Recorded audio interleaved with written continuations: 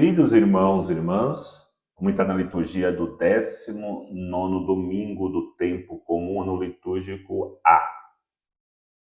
Se você não é inscrito nesse canal, toca aí se inscreva para receber notificações, novas publicações de homilias dominicais e solenidades. Seja bem-vindo ao nosso canal do YouTube. Os textos são apresentados para a reflexão pela leitura do primeiro livro de Reis, capítulo 19, versículo 9, e depois versículo de 11 a 13. O salmo responsorial é o salmo 84, como segunda leitura da carta de São Paulo aos Romanos, capítulo 9, versículo de 1 a 5. O evangelho é o evangelho de São Mateus, capítulo 14, versículos de 22 a 23.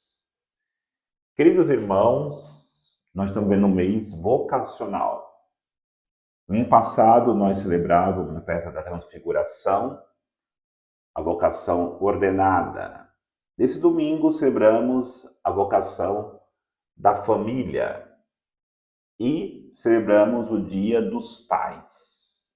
O pai é uma figura para nós que sempre nos remete à reflexão de autoridade, de responsabilidade, de comprometimento com a família. Eu quero correlacionar esses nossos grandes irmãos que sempre agiram com atitude de pais, comprometimento, responsabilidade e preocupação com a família.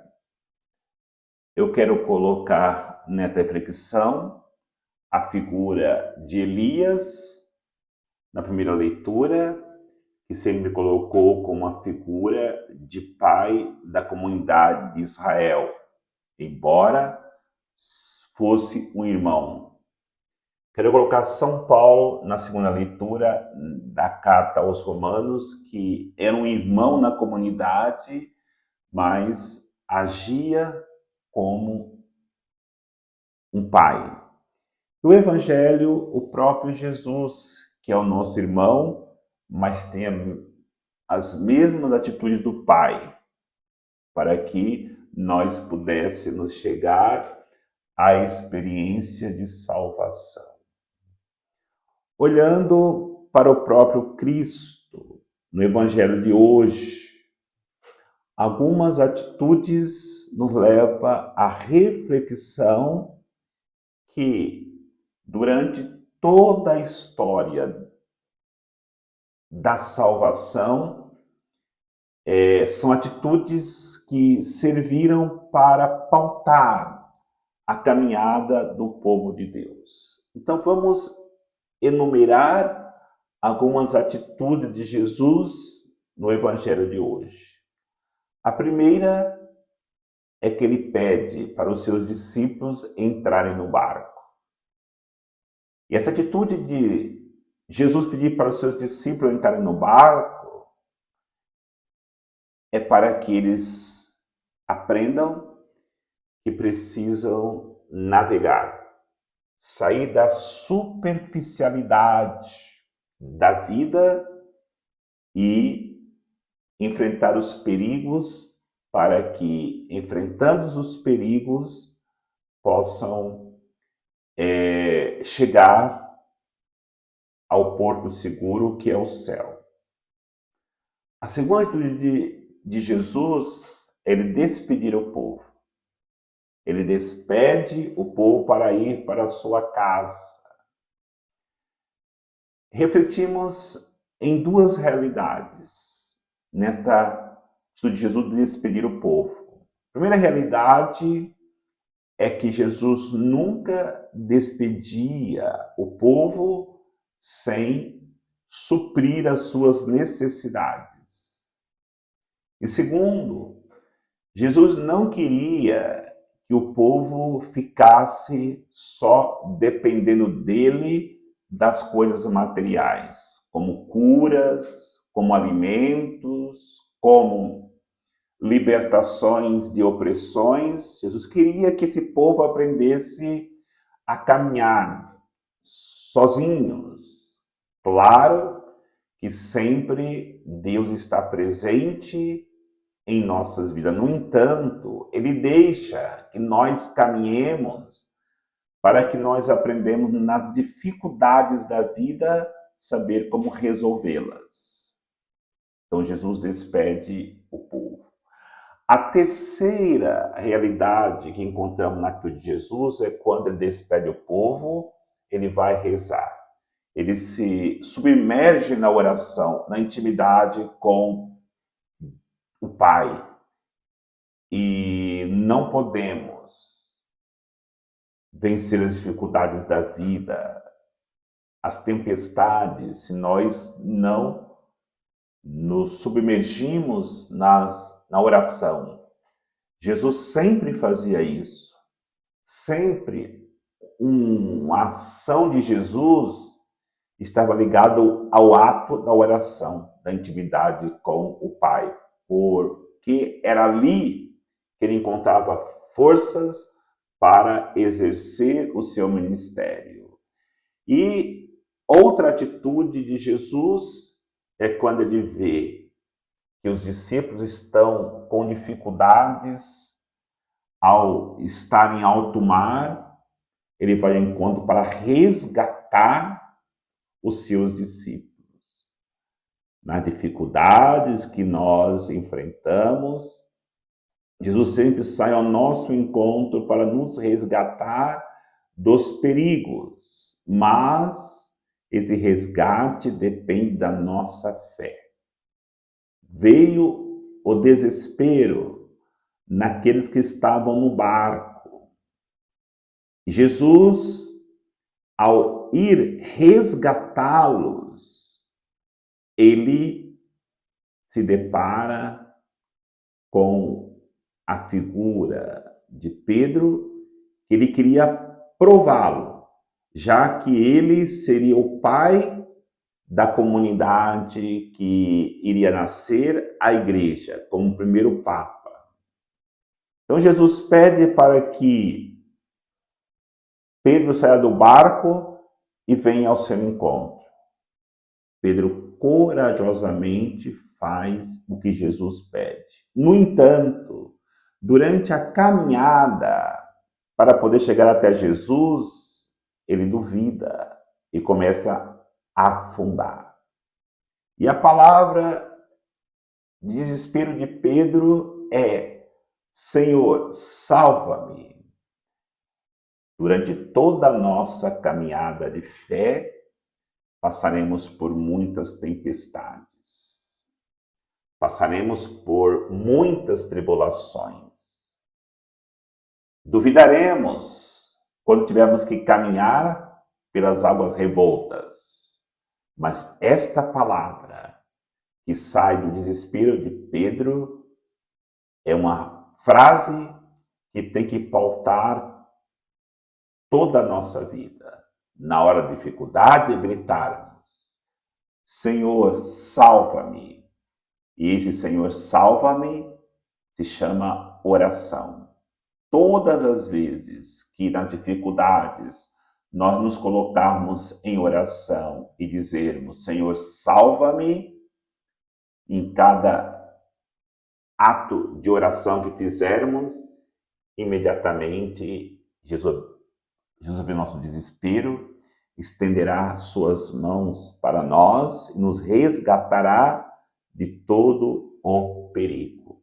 Então, tudo isso são atitudes de Jesus de irmão mais velho, mas são atitudes de um pai de família que cuida com carinho da sua família para que ela possa vencer as dificuldades e chegar à experiência de libertação e de salvação.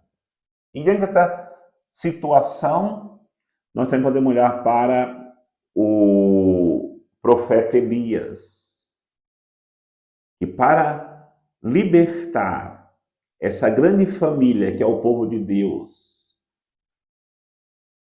da situação de idolatria que a rainha de Jezabel e o rei Acabe tinham introduzido em Israel, ele luta contra todo mal, contra todos os falsos profetas. Fica cansado, fica exausto e procura um lugar para descansar. Sobe ao Monte Horebe e ali, no seu cansaço, ele já não tem mais forças, espera Deus vir em seu auxílio. Passa um vendaval, passa um terremoto, passa tempestades, e nenhuma destas situações está presente Deus. De repente passa uma leve brisa, e é ali que Elias encontra a presença de Deus. E nessa leve brisa, ele suaviza a sua alma, retoma forças para continuar o seu ministério profético, libertando Israel de toda opressão. E aí nós encontramos verdadeiramente uma atitude de alguém que era irmão do povo de Israel, mas agia como um pai que amava aquele povo e colocava a sua vida à disposição do reino de Deus. Na segunda leitura, encontramos a atitude também de pai de Paulo, que estava angustiado, que estava com o coração apertado, porque os seus irmãos judeus não aceitavam Cristo. Então ele vai dizer: eu até aceitaria ser segregado da fé para que meus irmãos pudessem experimentar Jesus Cristo e, consequentemente, a salvação. A atitude de Paulo é a atitude de muitos pais que se sacrificam, dão o melhor de si pelas suas famílias, para que elas possam encontrar sentido na vida e, consequentemente, se encontrarem com Jesus Cristo.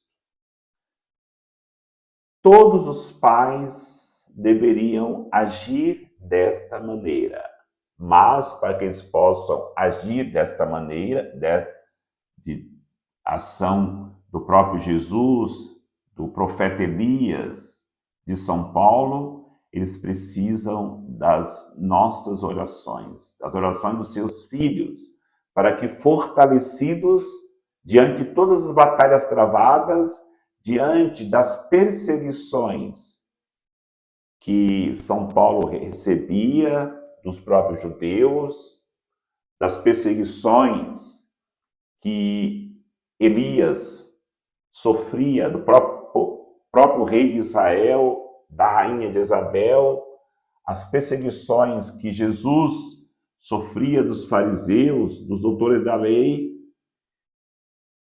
eles perseveraram, eles suportaram estas dificuldades, e se hoje nós, aqui, como igreja, estamos vendo nesta família, com toda a proteção, com todas as graças de Deus, é porque tiveram homens e até mesmo mulheres na história da salvação que agiram como verdadeiros pais de famílias, colocando as suas vidas à disposição do reino de Deus, se comprometendo para que a família de Deus pudesse experimentar alegria já aqui na terra da salvação que se aproxima. Ninguém consegue vitória sem luta.